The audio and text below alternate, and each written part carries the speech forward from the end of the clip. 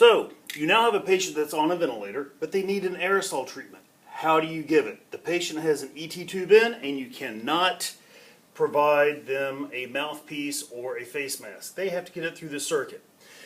One thing to remember with heated humidification system, the humidifier is going to take some of the medication out of it. There's no way to get around that. It's going to absorb it on the walls. It's just the patient's not going to get as much.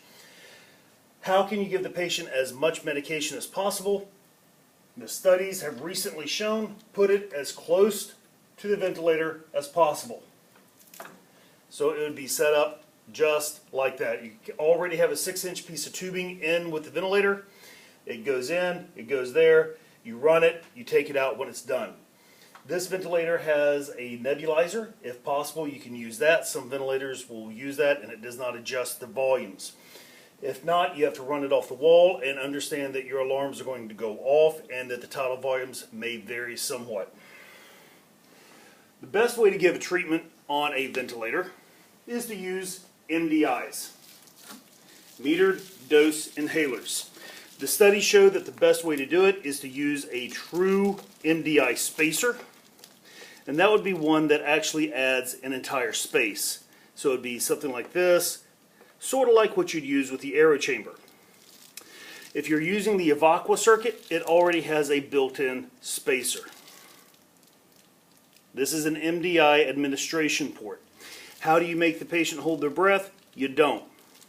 You have to time it with the breath. At the beginning of inhalation, you puff, and the medication goes in and comes out. If you do not have a port such as this, they make many different ports such as this one. This one will go in and get left in. And it goes on the inhalation side. Notice I'm on the inhalation side. How do I know it's inhalation? Not because of the color, but the temperature probe. And make sure it's hooked up correctly. So your MDI would go on this spot if you do not have the true spacer. You time it, you have them inhale, exhale, and that is how you give an MDI on the ventilator. If the patient is on an HME and not active humidification with a nebulizer, they will get more medicine. They'll also get better with the MDI, but you have to take the HME out of line or put it on bypass. All the studies show that if you put the puffer and everything on the end of the ET tube, the patient gets the least amount of medicine and you're not benefiting the patient at all.